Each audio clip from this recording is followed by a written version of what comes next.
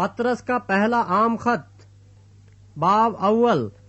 پطرس کی طرف سے جو یسوع مسیح کا رسول ہے، ان مسافروں کے نام جو پنتس، گلتیہ، کپدوکیہ، آسیہ اور بتھونیہ میں جا بجا رہتے ہیں، اور خدا باپ کے علم سابق کے موافق روح کے پاک کرنے سے فرما بردار ہونے اور یسوع مسیح کا خون چھڑکے جانے کے لیے برگزیدہ ہوئے ہیں،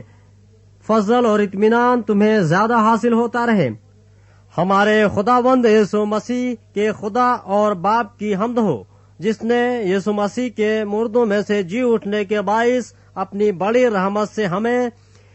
زندہ امید کے لیے نئے سرے سے پیدا کیا، تاکہ ایک غیر فانی اور بے داغ اور لازوال میراث کو حاصل کریں۔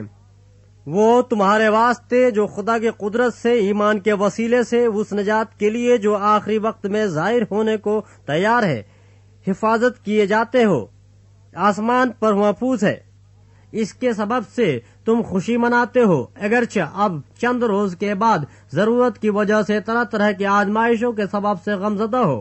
اور یہ اس لیے ہے کہ تمہارا آزمایا ہوا ایمان جو آگ سے آزمائے ہوئے فانی سونے سے بھی بہت ہی بیش قیمت ہے، یسوع مسیح کے ظہور کے وقت تعریف اور جلال اور عزت کا باعث ٹھہرے۔ اس سے تم بے دیکھی محبت رکھتے ہو، اگرچہ اس وقت اس کو نہیں دیکھتے تو بھی اس پر ایمان لا کر ایسی خوشی مناتے ہو جو بیان سے باہر اور جلال سے بھری ہے، اور اپنے ایمان کا مقصد یعنی روحوں کی نجات حاصل کرتے ہو۔ اسی نجات کی بابت ان نبیوں نے بڑی تلاش و تحقیق کی جنہوں نے اس فضل کے بارے میں جو تم پر ہونے کو تھا نبوت کی۔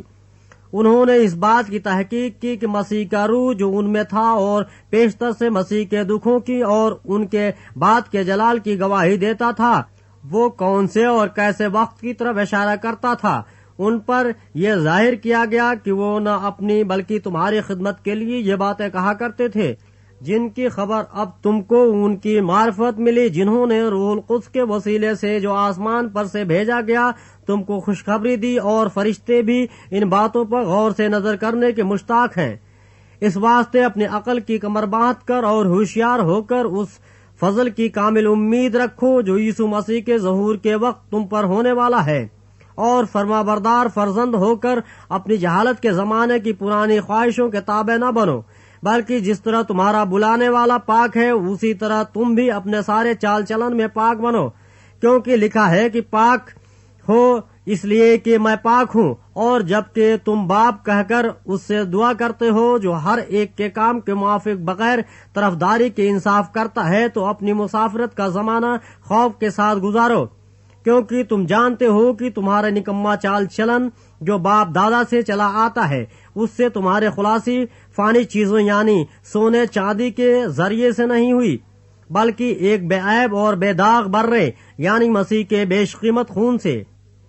اس کا علم تو بنائے عالم سے پیشتر سے تھا، مگر ظہور آخر زمانے میں تمہاری خاطر ہوا کہ اس کے وسیلے سے خدا پر ایمان لائے ہو، جس نے اس کو مردوں میں سے جلایا اور جلال بخشا، تاکہ تمہارا ایمان اور امید خدا پر ہو، چونکہ تم نے حق کی تابع داری سے اپنے دلوں کو پاک کیا ہے، جس سے بھائیوں کی بے ریا محبت پیدا ہوئی۔ اس لیے دل و جان سے آپس میں بہت محبت رکھو، کیونکہ تم فانی تخم سے نہیں بلکہ غیر فانی سے خدا کے کلام کے وسیلے سے جو زندہ اور قائم ہے نئے سرے سے پیدا ہوئے ہو۔ چنانچہ ہر بشر گھاس کی مانند ہے، اور اس کی ساری شان و شوکت گھاس کے پھول کی مانند۔ گھاس تو سوکھ جاتی ہے اور پھول گر جاتا ہے، لیکن خداوند کا کلام اب تک قائم رہے گا۔ یہ وہی خوشخبری کا کلام ہے جو تمہیں سنایا گیا تھا۔